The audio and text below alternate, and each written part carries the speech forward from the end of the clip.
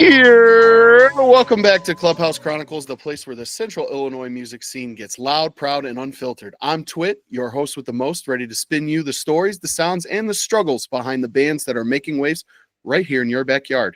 This show is powered by Broken Record Music Club, your favorite independent record label, bringing you music for whatever you are going through.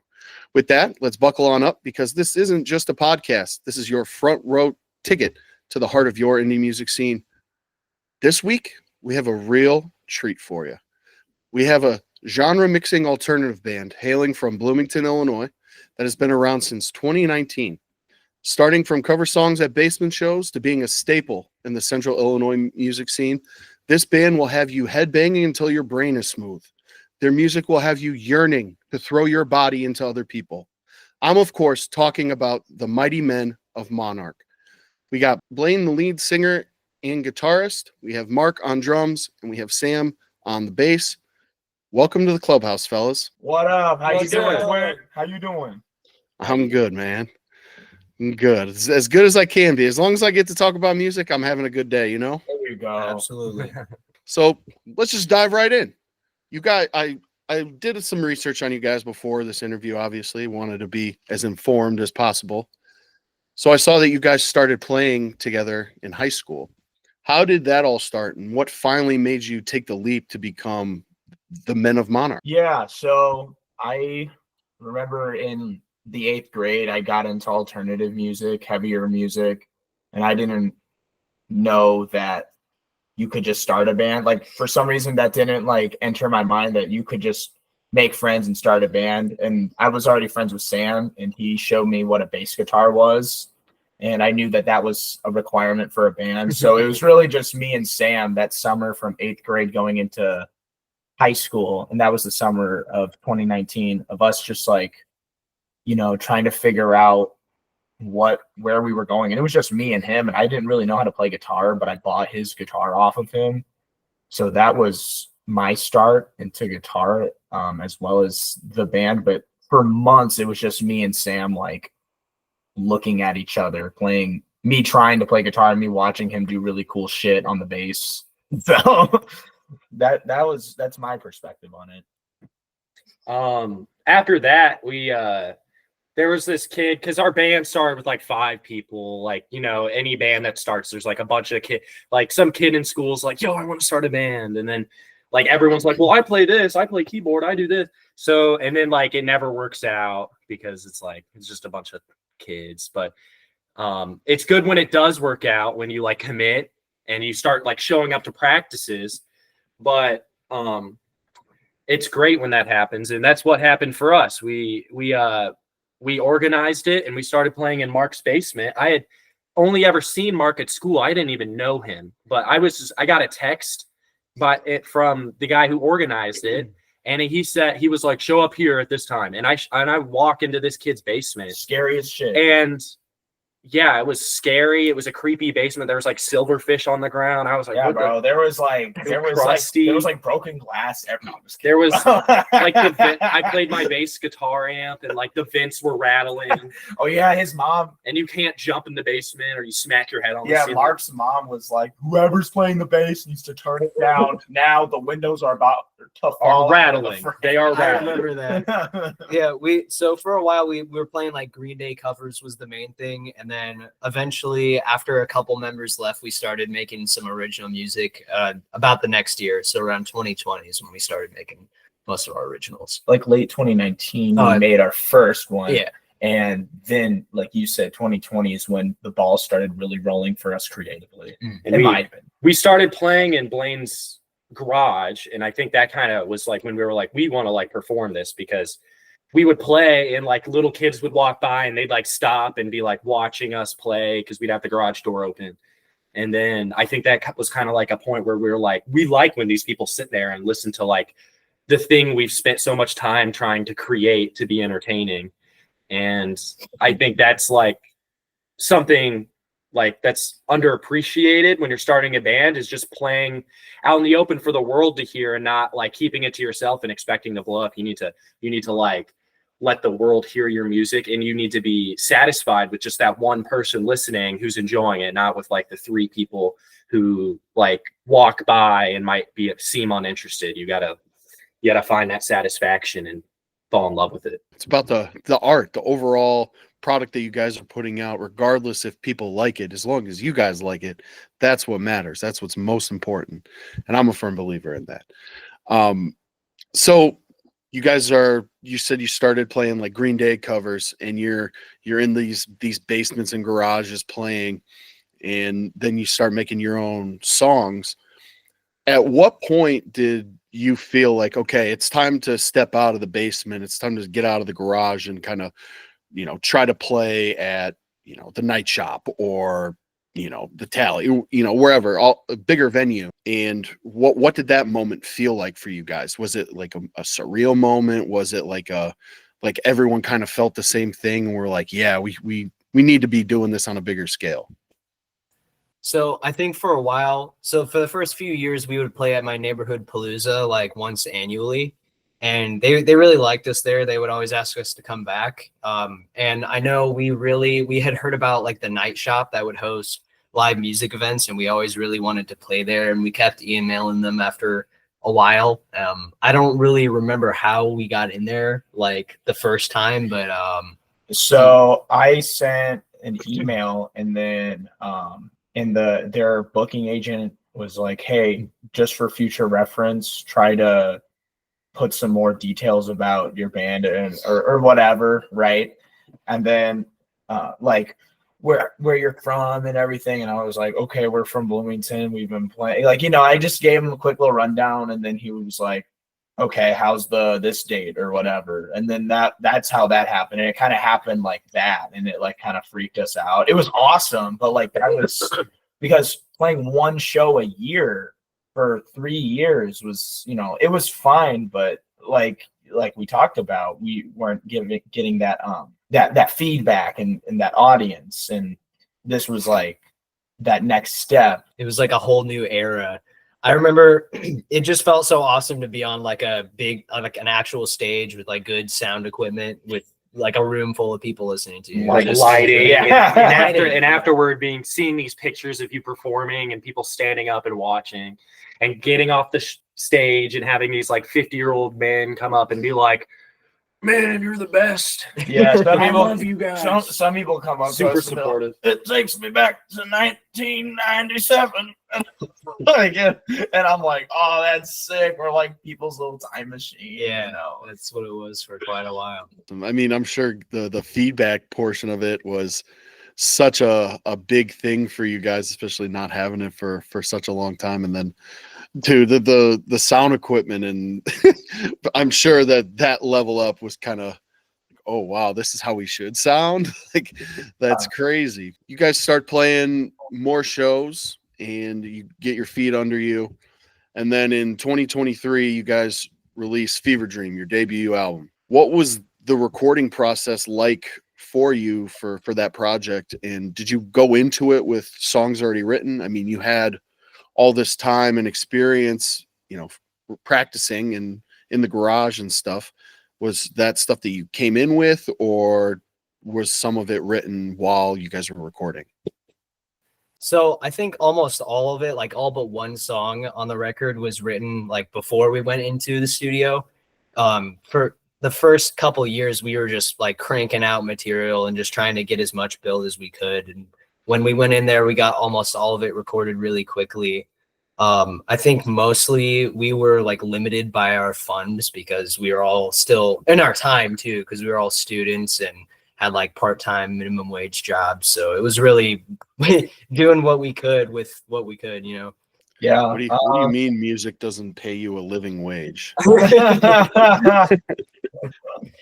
Yeah, It's just crazy. The entertainment industry. Yeah, man. And we never got paid at those first few shows, and we still don't, and that's fine.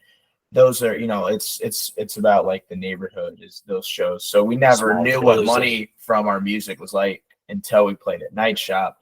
But we started the recording process for Fever Dream before Night Shop, not too much before Night Shop, but a little bit before. But how was it?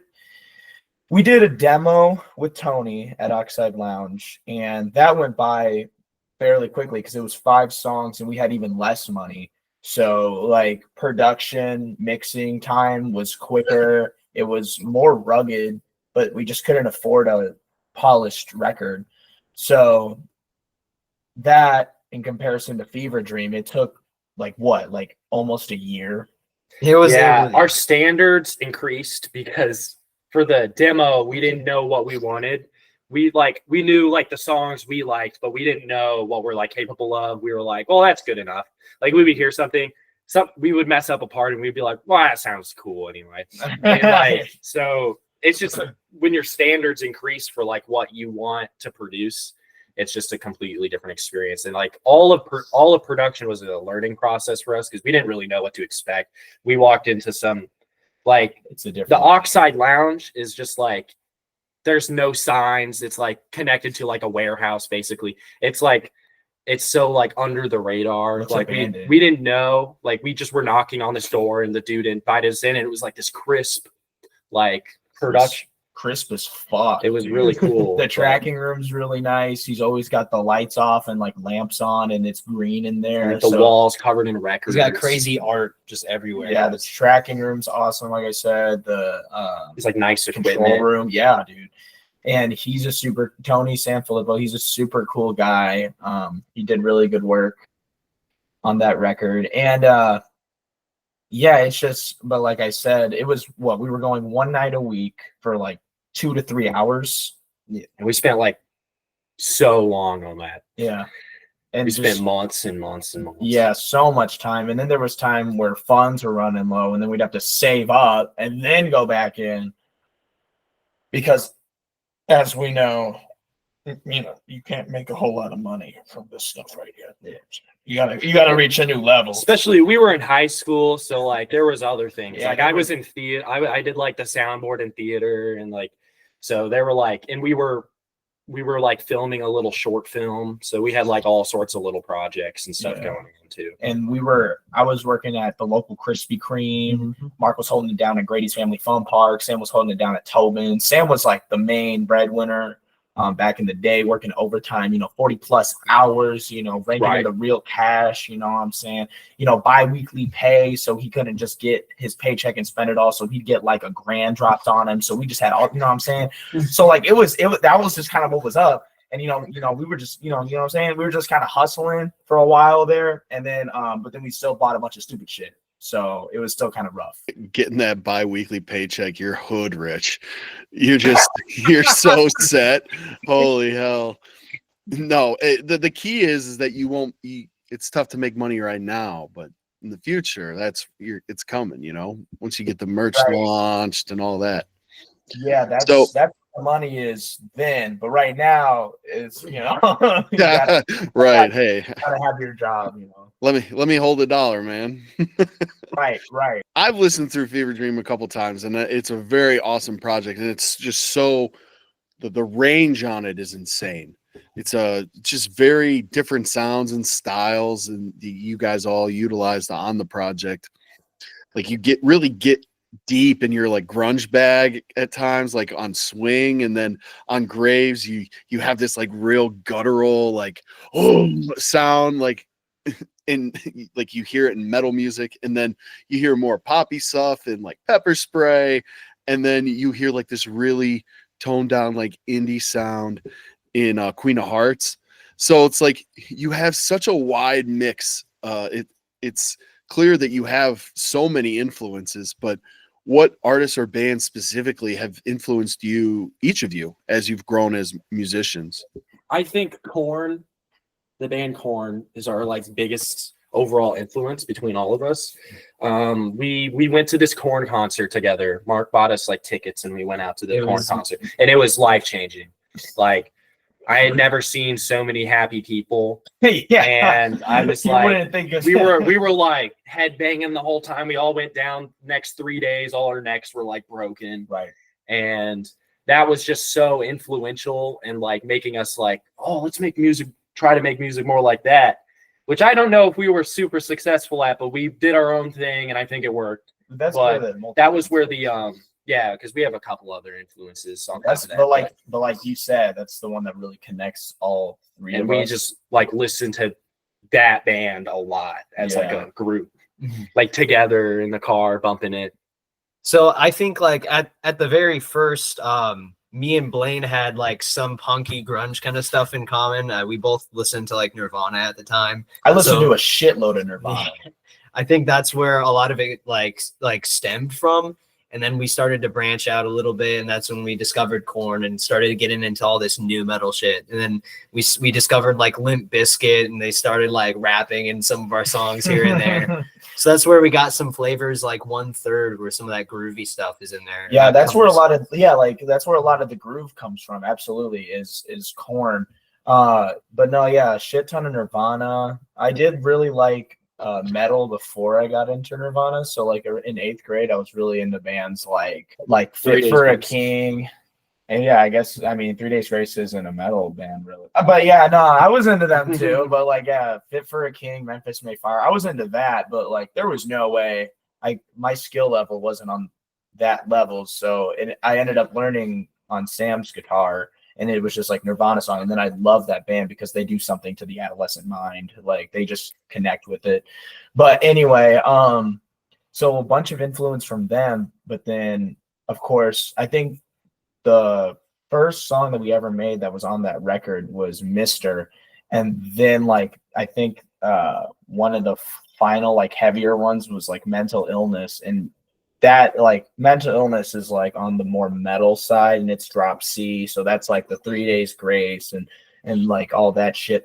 And then the other like punky stuff is like the Green Day and the Nirvana stuff. So you can kind of hear it. Like you said, it is kind of varied. As far as like the poppy shit goes, I think a lot of it was just I'd come up with some half-ass riff and then they'd finish it. And then we got like weird folk rock, like Pepper Spray. Oh wait, I don't know how the fuck did we make that song? I think we started out calling it like jazzy or something because it was like we were like this is the jazziest thing we've ever made. You wanted to make a Christmas song. I wanted to make a Christmas song. That's what it was. And then it stemmed from a Christmas song, and then we were like, this isn't Christmassy now. Yeah, and then I did like the and then and then it became whatever. That song made itself. Sam made the bass line, and then the rest of it made itself. I don't know how the fuck that happened. I don't remember it. I just know it happened, and people like it. So it's a great song. No, it's I could really tell like their Nirvana like influence. Like when I was formatting this question, I was like, so like I can tell you guys like sound like Nirvana a little bit, like you can hear the influence, but I was like, nah, I'm just gonna talk about genres in general. But while we're discussing like specific songs on the album, I really love the song Filter. And I had listened through I remember my first time through, I was finishing up the album as I was like driving home from work, and it got to Filter, and I was like, oh shit, it's 15 minutes long. And it's just for those of you who haven't heard it, it's a mixture of just like the heavy, and then there's like this period of silence and you think the song's over, and then it goes back, and then the tempo increases like over and over and over again. And I'm just like, what a way to finish an album, man. Like I was so fired up, like after hearing like, you know, getting brought to all these different genres, and then like ending on that, I was like, what? Because right now I'm listening to a lot of like Husker Du, so like new metal type stuff, and I was just like fired up about it. So for Filter, was it like a product of you guys just jamming together, or was it planned out, or did it just like happen in the studio? Like I have to know what the process was for this song. Yeah, so Filter, it started with the bass line, and I had already played like this like chord on, I think it's like the 7th fret, and I just bent it. It was like, and I was like, that sounds kind of cool, and it went along really well with his bass line. So those two parts already just fit, and the lyrics, it's just like, you know, about like a special person, whoever it is to you. You know, it kind of sounds cliche, but like they like their heart, your heart is their home. You know, they're always with you in spirit, maybe not in the physical shape you know what I'm saying? But they're with you in spirit. They're in your heart. They're in your mind. They're in your soul, you know, and they comfort you, you know, and through all that self-doubt and that negativity, they're there. And I don't know why the fuck we named it Filter, but that's what it's called. And so the lyrics are just about someone special, just fit with his bass line. But I think the root of that, and even Tony, our producer, thought that the bass line was my guitar. That's how huge that. Yeah, it's pretty cool bass line. So when we made Filter, and the reason we named it Filter is because I had so many effects on my guitar. And I was like, well, it has so many like guitar effects. It sounds like it's going through like a weird computer filter. Oh, that's why I was like, let's name it Filter. It's funny because I have that tone saved to my pedal, so I can activate it and it sounds exactly like it does on the track. It's so funny. It sounds like, because anytime I activate it in front of anyone, they're like, it sounds the exact same. And then so the reason the song's 15 minutes is we actually added a hidden track. It's 2 different songs, and we were like, because we loved the idea of there being like a hidden track where like if you accidentally don't skip it, there's like 2 minutes and then all of a sudden like a random thing hits. Like what you fell victim to. Yeah, that's exactly how we wanted it to feel. We wanted this song, as I put it, we said we wanted it to like embody chaos and just have the most like obnoxious song you could possibly imagine, where there's so much crazy. It like starts out and there's like a consistent pattern, and then it like devolves into just ridiculous noise and shit. We just thought that would be a really funny idea. And again, the bass line is it's massive. Like something's overbearing, standing. It's like supposed to be. It's supposed to be like an ominous, massive figure. Like we were thinking of like dinosaurs stomping around the earth, and you're just surrounded by chaos, or like a big shadow following you. Like just like weird, ominous, crazy things. Like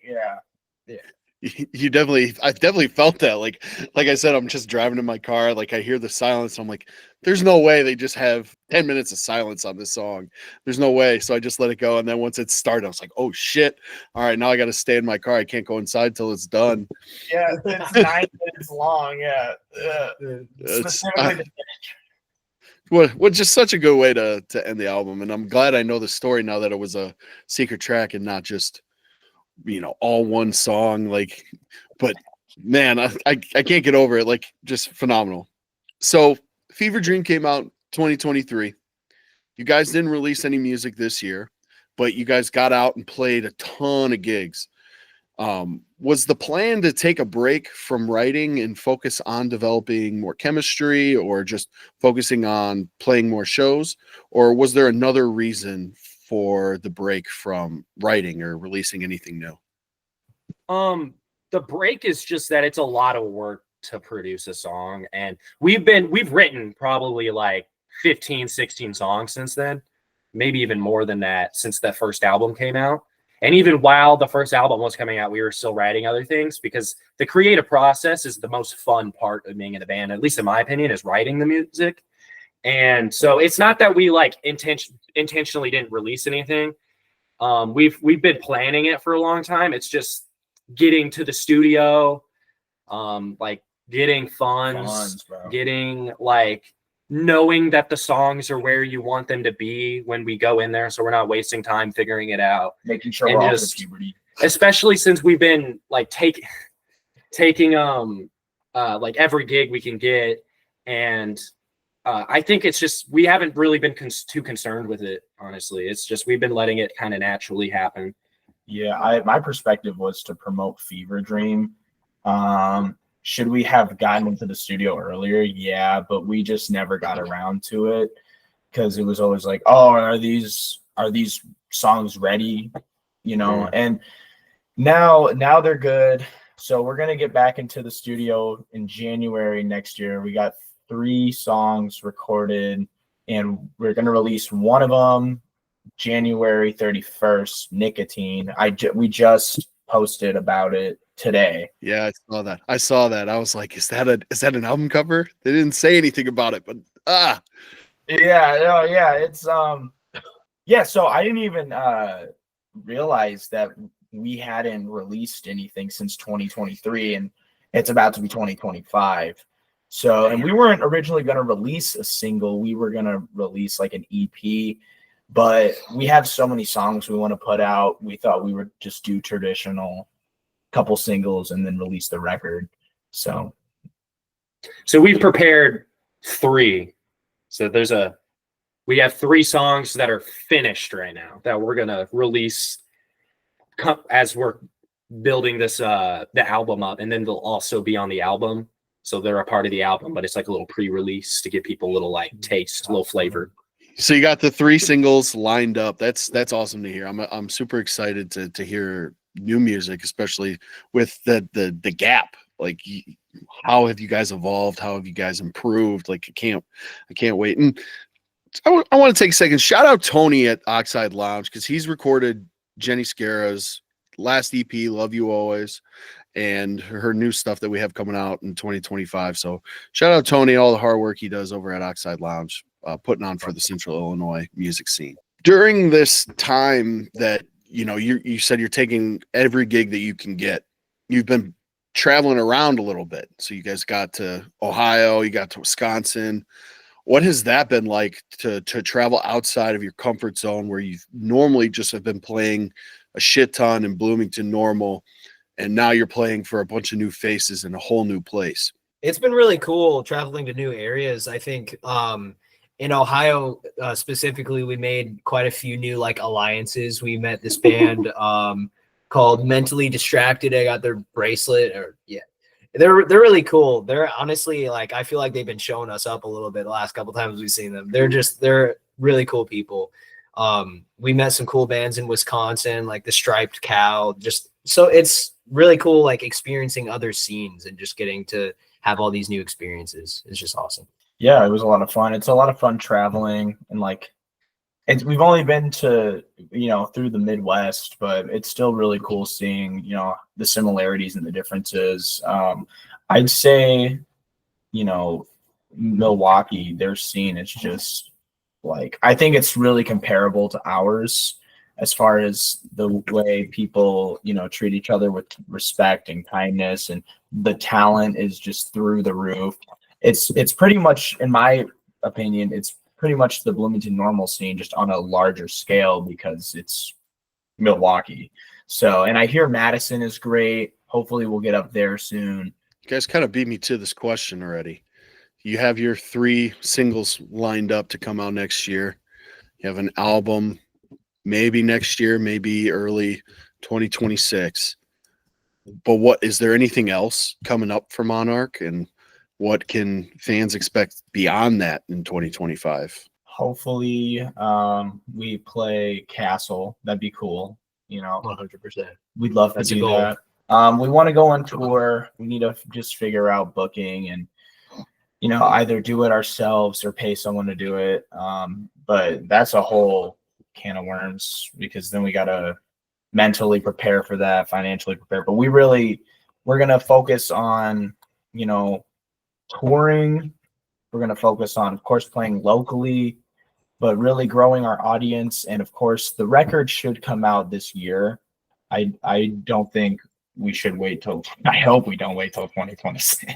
If it comes out in 2026, something bad has happened. No, definitely. I think we're aiming for mid 2025, like summer. I would hope it would be out by around the summer. I would hope so too, but the amount of time it took us to make Fever Dream, it makes me wonder. However, we are in a different situation now. We're not in high school anymore.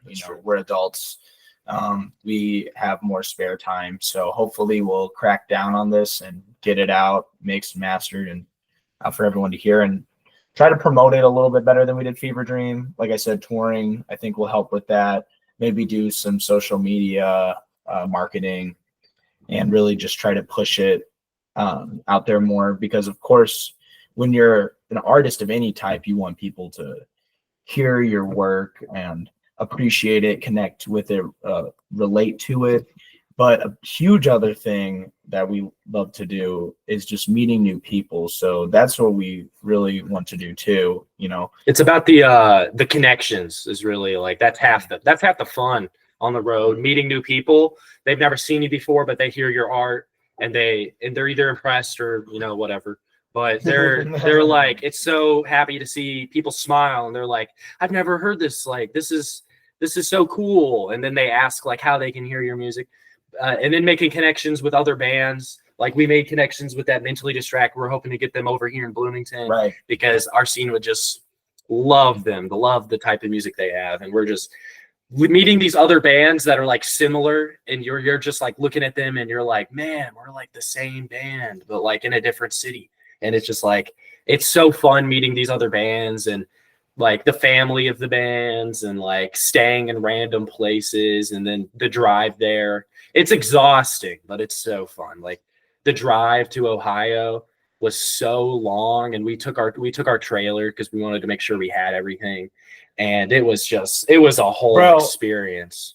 Was it when we went to Mansfield? I think when we went to Mansfield, on the way back, like we like stopped at this little park area, and like Sam like lost his keys because I think Blaine was like swinging it or something. And and it flung out into a field, and we like just searched through the grass for an hour, and we thought we were gonna be stuck on the side of the fucking interstate, bro, we in the middle of spent Ohio. A long We time. spent It like started to get dark out. It was we had our like flashlights. it's where like the dogs go to play and shit. It's a rest stop. Yeah, so we were like sifting through, making sure we didn't step in dog shit, and like looking for keys.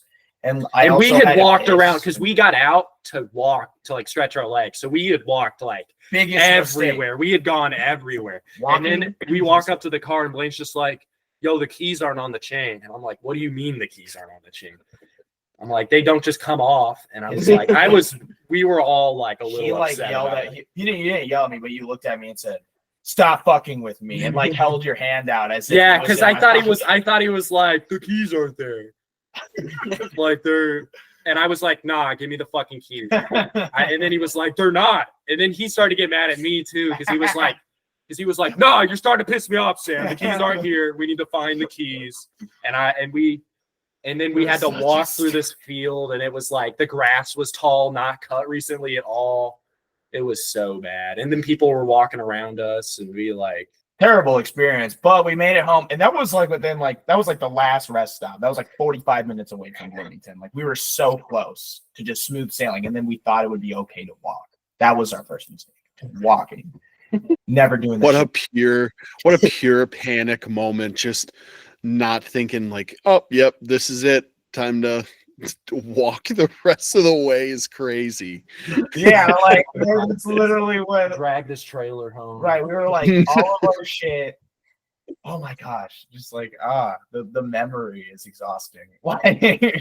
We just kept looking in the same places over and over again. We like searched under the truck over and over again. We were like, is it weird? And then I think it was like there was this like double wide like obese tree, like absolutely massive tree. Huge, and like we went up to it and we're like, that's a big tree. And it was right like at the foot of that tree. It was like the first place we went. So we were like checking everywhere else, and then we were like, oh shit, where do we go first? And then we're like that tree, and then we went to the tree, and lo and behold, there was the key fob. It was the fob. It wasn't even like the shine. It was like there was no shiny shit or nothing. We just had to look for a little black blob in the ground. But see, that's the fun of touring. Then you have stories like, hey, I almost lost my keys and we almost had to walk home from halfway home from Ohio. I guess so, man. Or just all the stories of having a trailer and just like having trailer problems, like backing into places over and failing over and over again as like 19-year-old boys. And just like backing things in, and people being like, what are they doing? We're just like backing up over and over again, trying to get something in the angle, and then like panicking and just driving off. Like everyone's drunk and like trying to be useful. So it's like and then there's like always some old man who's like, let me drive. And then we'd give in, and he'd like get it like perfectly. And he's like under the influence and everything. Still managed to do better than us. The one story I have like that, we went with Jenny, we went up to New York, and we were staying in Jersey City. So we had this like Airbnb, and there was like street parking available. But if you didn't get street parking, there was like, oh yeah, you could pull behind the house or the apartment, whatever. So we're like, okay, cool. It was this narrow ass alley. So we have this minivan that we rented, and so I squeeze it in, and we couldn't find street parking, so I was just like, fuck it, I'm gonna park it behind the building. So we squeeze in there, park, whatever, no big deal. As we're leaving the next day, it took me probably 30 minutes, 45 minutes to get out of this little back area. And I'm like worrying about taking out the neighbor's gutters, like scraping the side of the rental on the brick wall. I'm just like, no. That's terrible, dude. Yeah. No, that's the worst. And you said in Jersey City? Yeah. No. It's Yeah. I was like, okay, it's time to go home. Right. There was like when we went to Mansfield, the house was on this hill, and then there were these bars and shit like at the bottom of the hill. And we asked the owner of the venue we were playing at, we're like, hey, is it cool if we like park the trailer down there? And she was like, up here? Yeah, down there? No. She said it's not safe down there. Yeah, she said it's not safe. And we're like, it's safe at the top of the hill. It's not. You'll get shanked if you go down there. We're like what, 6 hours away from home? I don't know. Not trying to like get like, yeah, okay, cool. Casual shanking. Right, exactly. These last two questions I got for you guys, I ask every guest that we bring on, and they're specifically about the Central Illinois scene. So you guys are a big part of the Central Illinois scene in general. Like you play down there so much. A lot of people know you. You have the value. Like you say Monarch, people recognize you. What are some of your favorite things about the Central Illinois scene, and what has your experience been like as a part of it? I think some of my favorite things about the Central Illinois scene are just how interactive the fans are and just how dedicated everybody is. Like they'll stay there till like 1 a.m. just to see their favorite local bands. And it's just the coolest thing ever. And they're always like, we have like clowns here. Like people will dress up as like clowns or mimes. And it's always just some like stupid gimmick. It's awesome. I think it's also really cool how involved they are with their local scene, like with the nuisance ordinance we had recently in Bloomington, and then just everybody showed up to like participate in it and see how it was going to affect them. It was just really cool. Like I would say my favorite part of the scene is just the support and the lack of just like hate. There's just like, and just not dealing with just like bullshit. Like there's not like complete random garbage happening at our shows. Like no one's like, there's not like people fighting each other or something. I mean, I don't know for sure, but I'm pretty sure there's not people like vomiting on each other and like, or in the pit. Like, I'm just so happy that there's not people like it's like feels clean. It never feels like disgusting to like there's not like someone passed out drunk in the grass. Like, yeah, there's like, we got some class. And like, and we're there. It's really supportive too, because like when people have like had problems at shows, everyone's like there to help them. Everyone's like if someone starts vomiting, everyone's helping them. I just said no one's vomiting, bro. You and vomit, liar. Yeah, but like when somebody falls in the pit, like everybody just like, helps them up and pats them on as the you butt. Should, man. It's so yeah, big. it's a lot of fun. I mean, that, like you said, Central Illinois, it's in Peoria, it's in Urbana. I do think in Bloomington, there's something special about it, really. I don't know. I mean, of course, the talent, but it doesn't feel. It's more like it's not like walking into some big ass concert where no one has anything in common, and you're like you see all these people who want nothing to do with you. It feels the complete opposite. You walk connection in, and it's like this family, and if you keep going, people know your name, and they compliment and you be hugging people. Yeah, people reach for hugs, and you're just like, it's like a family reunion. It's such an intertwined community, bro. We all know each other. Exactly. It's and awesome. So at a certain, of course, yeah, it's still a show we're still, it's still about the music, but it's completely different than like a frat party where you're just going in, having a few drinks and leaving. There's always something to talk about because it's always centered around the music. No matter who's playing, you're there, you're having a good time, you're seeing your friends, and no matter who you are or what you look like or whatever, everyone's welcome. And after a couple times, a lot of people will know your name and recognize you, and it really does give you like that sense of community. And for a lot of the college kids, and this is one of my favorite parts, is the fact that it gives the college kids that sense of home when they're whoever knows, however far away from home they are. They could be hours upon hours away from home, and now they have some place that somewhat resembles that with the music scene here. And I know people from Peoria have come from Peoria and they come to Bloomington because there's just something so special about it. And I don't know why everyone's so fucking cool. I really don't, but they are, and it's awesome, and I love it. And we're super grateful to be born into it. Like, we're born and raised right here.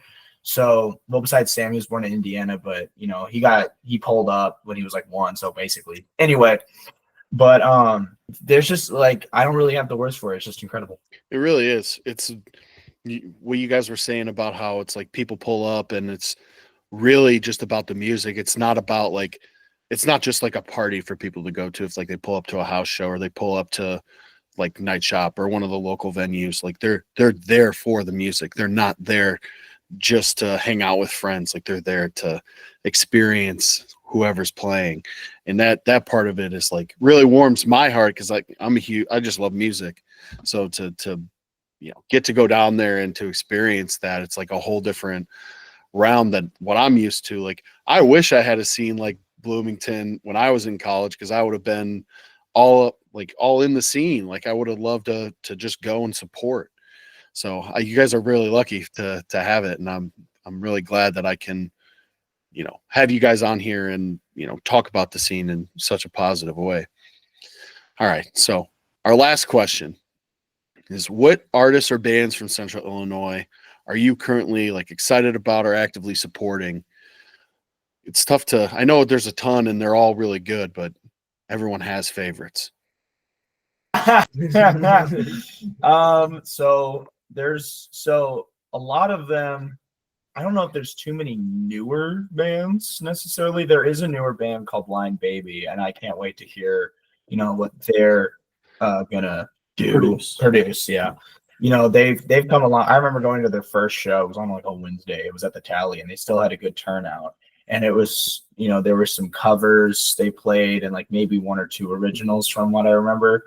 And then after the summer went by, they came back and they were just like so tight. Their sound was tight. Their style, everything. Them as a band was just incredible. So I know that they're gonna do some really cool shit, and I look forward to them. Other bands that I can't wait to hear more music from is our buddies in Mulch.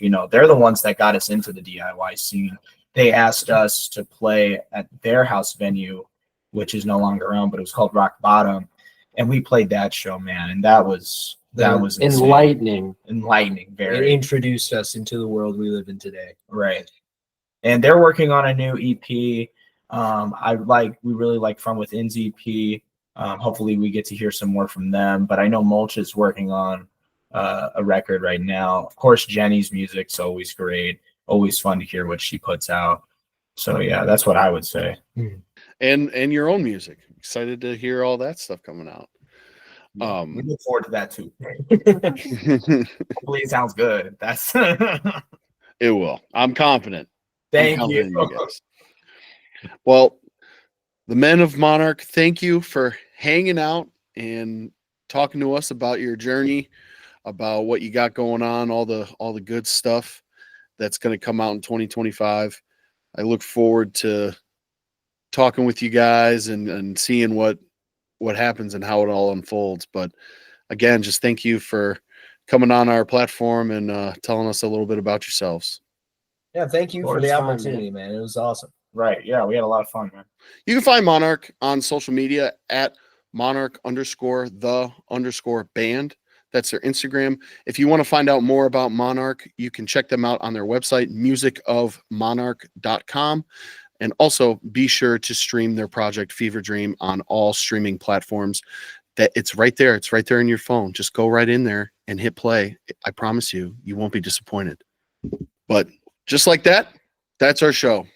You've been hanging out with Clubhouse Chronicles, where the sounds are hot, the stories are hotter, and the vibes absolutely off the charts. Don't forget, hit up at Broken Record Music Club on socials for all the updates, news, and more, especially about this podcast. Until next time, keep it loud, keep it proud, and remember, Central Illinois is where the music magic happens. Peace.